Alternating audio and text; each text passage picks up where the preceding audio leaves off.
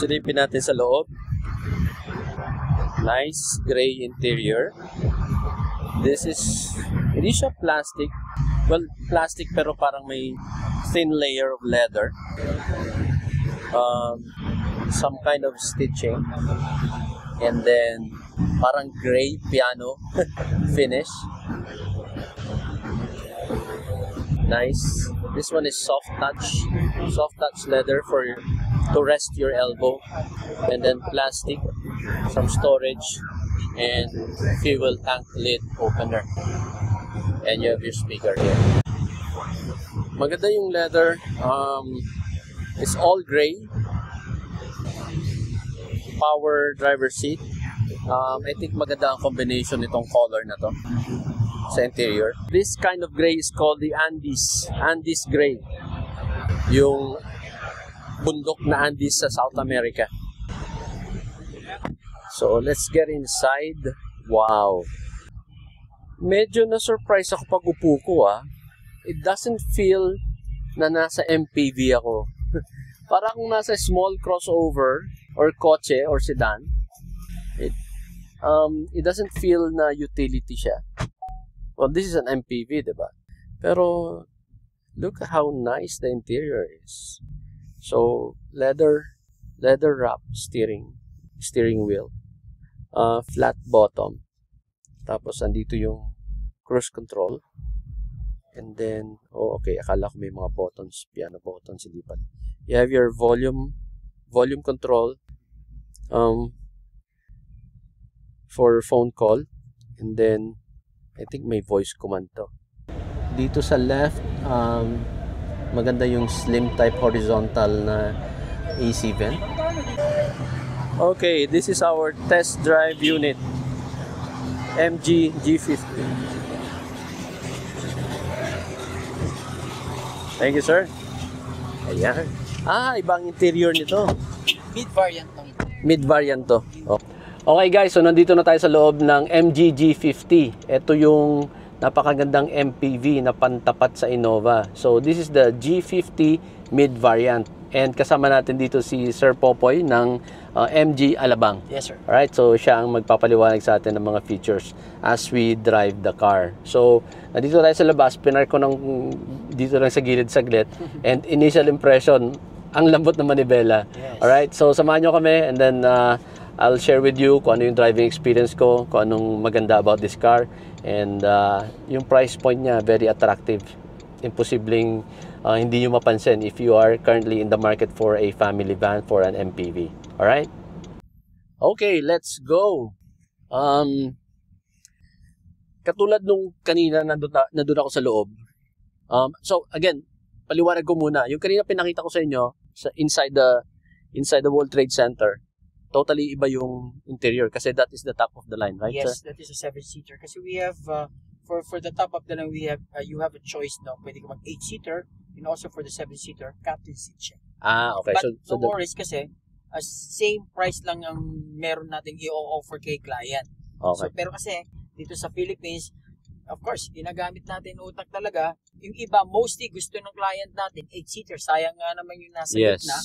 May makakaupo pa. Pero iba kasi, gusto nila parang prinsesa at hari sila, nasa gitna sila. Yes, maluwag, comfortable. comfortable. Sila pupuan. At least, captain seat is always a captain seat talaga siya. Yeah. Meron ba tong drive mode? What do you mean for drive mode? Eco. Actually, automatic na yan siya. Once na medyo mabagal ka, nasa traffic ka, Okay. So, may wala. lumalabas siyang, ayan, Okay. tulad yan, may lumalabas siyang green. Yan ang Okay. eco. Ini-indicate niya sa'yo kung matipid. Indicator siya, yes. Matipid yung takbo. Before ka, Okay, buwelo tayo ng konti dito. Tapakan ko. yes.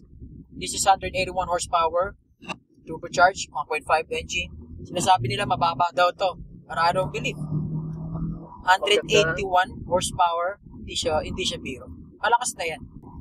Maganda rin ang response. Yes. Nakadrive ka pa lang yan, sir, ha? So, ang cambio niya is here. Naka-stop siya. Ibaba natin, sport mode. Sports mode. Antayin lang natin magkabuelo sa unahan. And let's go.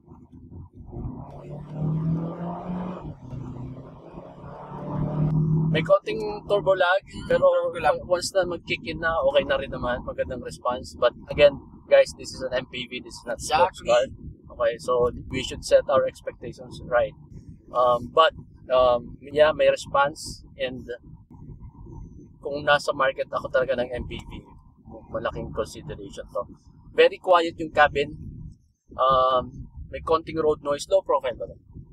Yung tires niya, okay. But hindi siya kasing ingay nung iba nating test drives recently. Exactly. So magandang klase yung niya, yung compound ng tires na ginamit. So quiet. Now, ang lamig ng aircon, well, not really the best time to test it kasi medyo makulimlim pa ngayon, di ba? Exactly. But you can feel pag matagal ka nang gumagamit ng kotse, alam mo yung hinog na buga ng aircon. So yung aircon vent sa likod nasa gilid lang, po. Hindi siya intrusive dito sa gitna. Exactly. Kumbaga lahat madadamay, unlike kasi sa gitna before nag-aaway-away. Now, one thing to note though, since this is the mid variant, hindi siya naka-power seat. Hindi. Ang napansin ko kaagad, for my height, medyo lubog ang feeling ko dito. So again, I'm only 5'6". Hindi ko masyadong kita yung hood. So medyo nagbibigay ako ng space sa unahan. Pero kung may budget kayo, feeling ko konti lang difference, it's worth it na kunin nyo yung top of the line. Top of the line. Kasi murang-mura eh. Kung ako magta-top of the line ako, mas yung leverage nung height ng driver seat mas mataas doon, mas kita ko. Mas gusto ko yung sitting position ko. Tsaka kung mapapansin nyo, sir, yung mga upuan na parang ang baba, no? Kasi, of course, parang napapansin din natin sa MPV, and even from sa mga 7-seater natin na SUV, ang tataas kaya ang hirap, lalo, especially sa mga PWD, especially sa mga old person like mga senior natin, nahirap umupo at umakyat. Ito, kung mapapansin nyo, side ka lang umupo, pasok na pasok talaga. Hindi siya mahirapan itaas yung binti niya. And also, kahit na medyo matanda-tanda ka na, kaya mo pa rin umupo. At, Yeah. Agree. Okay. Ano to? Wireless charger ba to? Hindi, sir. Lagayan lang ng cellphone yan. Okay. Akala ko. So, anyway, may auto hold, may traction control na siya. Meron kang dalawang USB-A. And then, ano to? Yan, sir. Oh, okay. Meron kang 12 volt na power socket, and then may konting storage, may dalawa ka ditong maliit lang na cup holders. And then maganda naman yung parang accent niya dito na black piano finish. Ang sarap talaga naman ni Bella, nakita niyo yun? Pinilit ko ipasok. Ayan o, tingnan nyo. Para kahit na malaki or something, ano ba yun? MPV dala mo, pero you feel just like you driving na, parang sedan lang. Pag nag-long drive ka nito, hindi ka pagod. Yes. Now, in terms of seats, sakto lang, hindi siya yung pinakang sobrang comfortable na malambot. But hindi naman stiff. So, sakto lang. What else? Elbow room. I like the elbow room. Headroom. Yun nga, kaya medyo mababa dito. So, ang laki din. Tsaka napansin nyo, sir, ang lalaki ng bintana natin. Yes. So, isa pa yan. Ang lalaki ng bintana. Ang lalaki ng bintana. Pati front, parang nasa van ka. Yes. So, kahit medyo makapal yung pillar, yung A-pillar mo dito, yung wala ka masyadong blind spot. Kasi, nandun siya sa unahan yung curve niya. So, salamin pa yung gilid niya. So, you are positioned way back here. So, kita mo. So, pag mga sharp turns dito or pag may curve sa mga long drives, kita mo yan. Kita, exactly. So, maganda. Hindi obstructed yung view mo. As you can see, sir, from the front natin, kung anong front siya, look at the size. Mas wider ito, tsaka, mahaba. Very comfortable. Kumusta ka dyan sa second row? Any difference ng seating configuration doon sa mga top of the line? Well, aside from the captain seat na sinabi mo, walang mga automated seat? Wala naman actually, parang naka-leather seat lang siya, of course. And then, of course, iba pa rin yung feel mo na naka-leather seat ka. Original leather seat ka. But, Kasi we're talking about the quality of the car, not about the features no. Kumbaga, look at the price. The 1,188,000. Uy, ang mura sa MPV. You have for pwede mo nang kunin nyo for 8-seater But from the other brand, like for example, from the other brand, 1.2 sedan lang. Yep. So, kumbaga, for me, ang typical na concern ng mga buyers kasi when it comes to mga Chinese brands is the after-sales support. Okay. So, anong meron kay MG? Okay, kay MG kasi, masasabi ko naman, all the brand kasi dito sa Philippines were not perfect talaga when it comes. But, syempre, hindi mawawala talagang basher. Diba? Even from the mga old na or matatagal na dito sa company, they still have a problem But, dito kasi kay MG, since masasabi ko, in 5 years in the Philippines, we're top number 8. Not bad. Diba? Yeah. Not bad. And we have a lot of dealers here. More than let's say more than 50 dealers na kami. But look at from the other brand for 40 years, 42 years. More than ilan ka? 50? No, 50 na po kami. No? 50 dealerships. There's nationwide. And dito sa MG Alabang, we are flagship dealer. No? Okay. Kumbaga, flagship kami. Kumbaga, kung kukuha kami ng isang sasakyan, o-order kami, pina-priority na namin, may bolto kami ng mga pyesa. We assure talaga na may pyesa kami. Okay. Yun. Don't worry, sinasabi nila mahirap ang pyesa. No, hindi siya mahirap. Gawa lang din naman ng tao to. Na we assure na may pyesa naman kami. But of course, simple explanation. Kumusta yung support niyo dun sa kasi ang pinakanguna niyo na naalala ko na naging popular talaga is the ZS. Okay, wow, nice. Kumusta yung support dun? Walang problema doon. Ang nagiging problema daw nila doon. But kasi kung kakausapin namin ng mga kliyente, lagi naman sinasabi nila wala kami naging issue naman. Minsan, nagkaka-issue din daw about sa aircon. But kasi it's just like, madali siyang ayusin. Baka kulang lang sa linis. Yeah. So, but for the engine kasi, wala naman ibang... Walang major.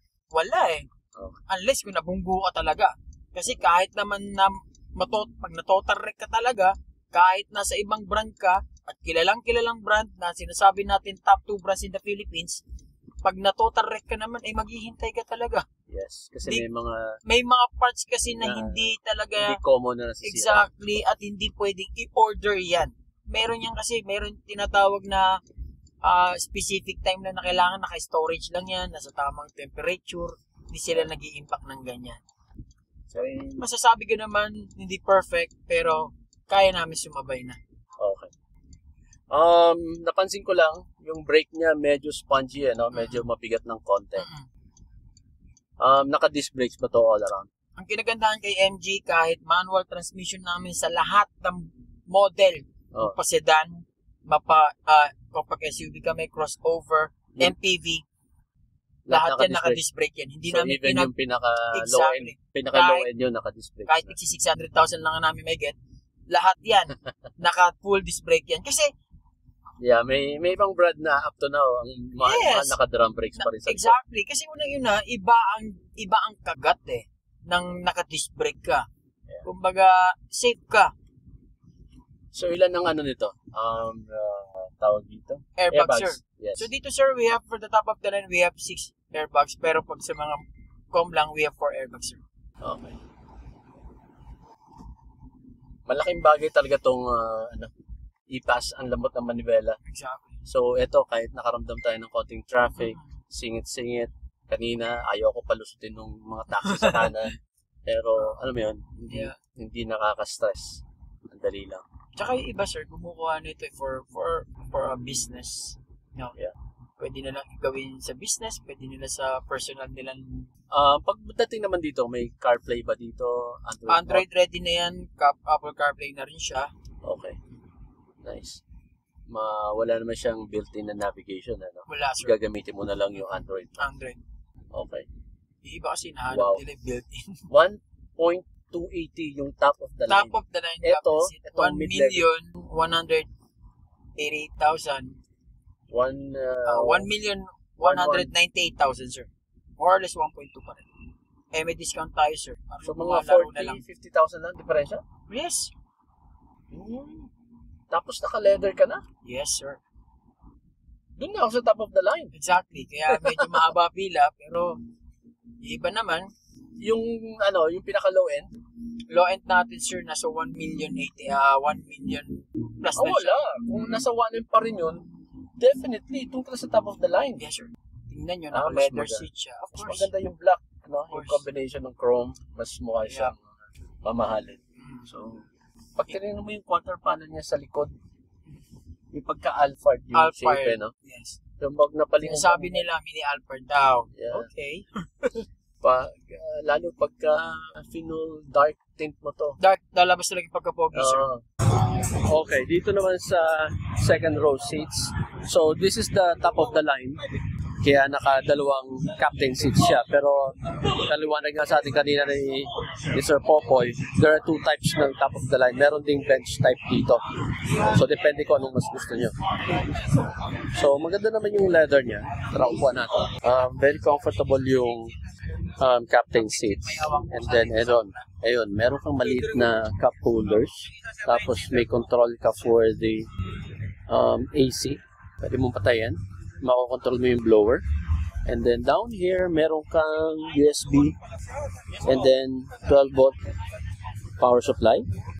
And then, yun, may konting storage ka pa dito. And then maluwag din. Maluwag yung daanan kapag pupunta ka sa third row seat. Eto, tara punta tayo sa third row. Ayan. Sa third row naman, I think this is only good for, okay, medyo pataas pala dito. Ayan, no. Paakyat dito. Okay, so upo tayo dito sa likod. Alright. Okay naman dito sa likod. Ayan. Maluwag for 2. I think for my size, kasya kami. Yeah, I think 3 of me kasya dito sa likod. Hindi super comfortable, pero pwede. But, kung medyo malaki sa akin, 2 of me, 2 guys na bigger ng konti sa akin, and 1 kid. Pero definitely, 3 bata, maluwag dito sa likod. And, yeah, maganda yung leather, comfortable, maganda yung cushion. Meron ka rin sariling cup holders dito, 2. Yun nga lang, parang napansin ko lahat ng cup holders nila maliliit, ano? Ayan, meron ka pang USB dito, pang charge. Nice. So like I said kanina sa test drive natin, yung air vents na dito sa gilid. So left and right yan. Nice. Ayun. Dito ba? Wala nga lang siya dito, ano. Wala na siyang USB. Doon lang sa right side. Pero meron kang 2 cup holders. So, hindi siya automatic tailgate. Ayan.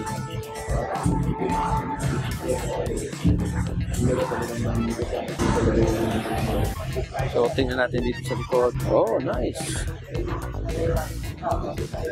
So, andyan yung EWD mo, scissors jack, and meron ka pang maluwag na storage. Nice. May storage ka pa dito. And then, blower siguro to for the AC.